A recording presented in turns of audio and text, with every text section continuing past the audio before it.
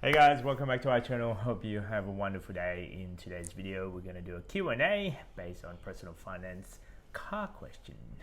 Based on our personal you know experience. this more. You Yeah. have that, but wow. Just reading it.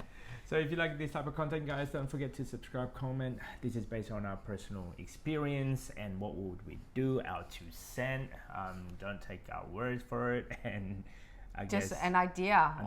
what would we do if we were in that scenario, let's say. Cool. So the question goes to... I currently receiving a car allowance of about $20,000 per year. What job I want to place? What is that job? $20,000. Just on the car. Just the car. Yep. My question is it better for me to use that allowance to purchase a car, or would I be better off keeping the money myself? At my income rate, the allowance works out to be about $240 a week after tax. Thank you. So, which means that the car allowance is taxed. $240 per week? Yeah, $240 per week after tax. So it is taxable income. It's not really allowance. I would say is more on top of your income, but that doesn't include your super. So company doesn't pay super on top of it. You can answer better. You have car allowance. I don't really understand how does it work. So I'm in a position, fortunately enough, somewhat similar in the situation or so, where I do have a car allowance. A quarter of it. Yeah, a quarter of it. So. They got 20K. As a whole, like when I look at that, it's like depending on your scenario, do you really need to get a new car? If you don't, just keep on driving what you have and let it run. Didn't we have the same question before? In what way? You were saying, oh, each year I got 5,000. Yep. So if I stay in this company for 10 years, then I can get a $50,000 car. Yep. Is it worth it? We had that thought before. The thought of buying a $50,000 car and then thinking of, am I going to be staying there for a long time? Is it really worth it? And I'm like, there's pros and cons on it. Okay, do you need that brand new car? If so, it's a work vehicle. You're bound to scratch it. You're bound to run it to the ground, and you're bound to, I don't know what type of work that you're doing, but let's say maybe he needs to drive a lot. Yeah. And he didn't say it's a new car. Yeah. So, and then what is wrong with your current car at the current stage? Correct. So if there's nothing wrong with your current car, just keep driving it until it, I guess, doesn't work anymore. Yeah. Then why are we changing car? That was a want. It's not a need. It's a want. It's a luxury product. Well, no. This is too. I was thinking at one stage buying another car just for the work vehicle. Yep. And I thought to myself, well, I could save that money. So why would I want to do that? And so for, let's say our scenario, we have two cars. They both one of them is 15 years already, and the other one is 7 years. Yep. So the old car is getting very old, and the fuel efficiency is not great at all. So we thinking just to change it. So we changing to a car. And then the smaller car, we think, well, you will use it for work. Yep. But then you just didn't like some function of the car. You're thinking, oh, should we change as well? And then we were looking in other car. We never look for new car. We're looking for secondhand, like a Honda Jazz or Corolla. But they're $20,000. $20,000. Do we really need to upgrade that? And the smaller car is still under 10 years, still very good. I like it because we live in the city. Yep. It's perfect for me. Perfect for us, and perfect for what I do, because usually I have to drive around the city, and it's easier to park, maneuver around the CBD or so. Yeah. Especially in like a tight parking spot. And on top of that, if it gets scratched, don't really care as much. Yeah, correct. And especially like depending what type of work you do. For me, like some days they're bound to be like a long drive. Yeah, okay. You're probably gonna get chipped by the stone from the trucks or so. Yeah. I do a lot of freeway driving as well. And then what else is there? The wear and tear of the vehicle is like not a big deal. Yeah, and it's covered by the allowance anyway. So our big car we upgrade because it's for personal use, and then the small car will be fully used. We're keeping them, right? Yeah. We keep it for your car. Yeah. For work allowance. So, overall, if there's nothing wrong with your current car, there's no point of you buying a brand new car or not spending the $20,000 to change another car. Yeah, and there's no point of, if you are going to do that, don't buy it on a finance. Save it up enough money so you can because you don't want to go in a position where if you quit your job and you still have to pay that payment. Correct. Well, but it's really a lot, $240. That's actually apparently going rate. Is it?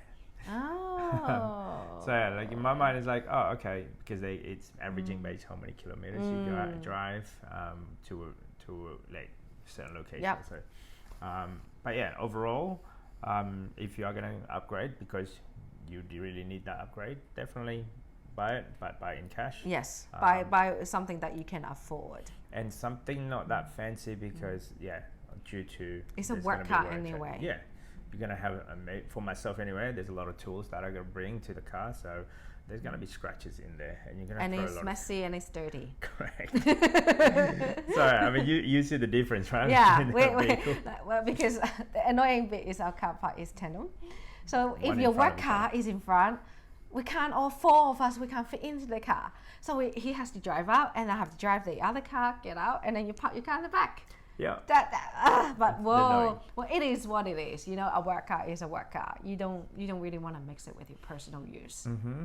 And overall, like I've seen, I work with a lot of tradies, and I've seen the older one.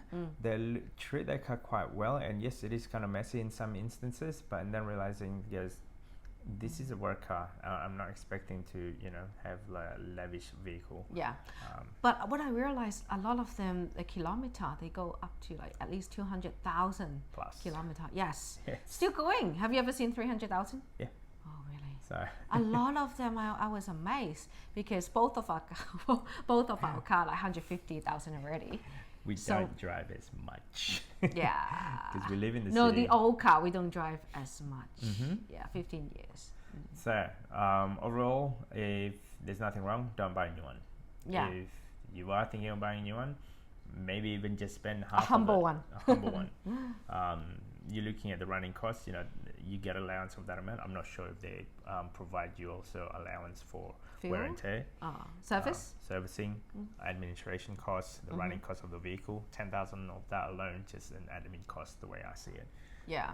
$5,000 of just for the vehicle registered to be on the road. The other 5,000, let's say, would be maybe on road costs like your fuel, your toll, and then you can save up the other $10,000 or so. Correct.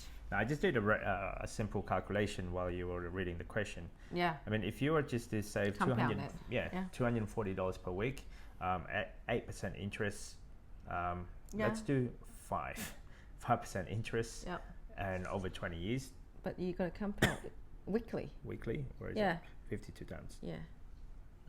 There you go. What? So if you stay in the company over to 20 years or so, that's about 430,000 that you could have invested. Also, you put it in super. Salary sacrifice it and put it in super. Don't know if you can see that. 400k, 20 years. There you go. Anyway, sorry if it's a bit blurry. So overall, like you could have invested 400,000, and we're being conservative 5% return a year, because that's how we did our calculation. If we being a bit more frugal, we put in salary sacrifice, and on top of it, we put more money after tax, our cash, back into our super. Then in longer run, we're actually better off. I know a lot of people, just even us, right? Especially me. Just look for short term, like a shiny object. I really want it now, but then I forgot about. Hey, you're admitting it. Yeah, but I still do it. But it's still in my head. Like some things I really want it. Yes, you can spend some, but not all of it. How about you split half of it, or even a bigger portion? You can put it somewhere. Put it in your super. Put it in ETF. Just do some investment instead of using the whole lot of money to buy a car that you're using for work. That's it. Right. So if you do a halfway at $150 per week, also over 5% over 20 years. Let's assume that you stay in that company over 20 years or so. That's already nearly just above 260,000 in over 20 years. Now that card effectively would be pay for your pension. That's your super money. So that's a screenshot based on your retirement. So is that card really worth it? For your retirement to give up? You can retire early. Sometimes that's how I calculate it. Like I calculate, is that big lump sum worth it today or is it really worth it in 20 years time?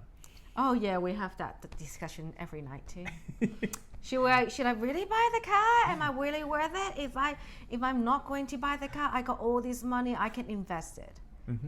Yeah, that's right. So it's catch-22. Sometimes maybe you want to have that luxury thing. Wait, but that is personal use. His is work use. Yeah. Work use, I wouldn't use any nice thing.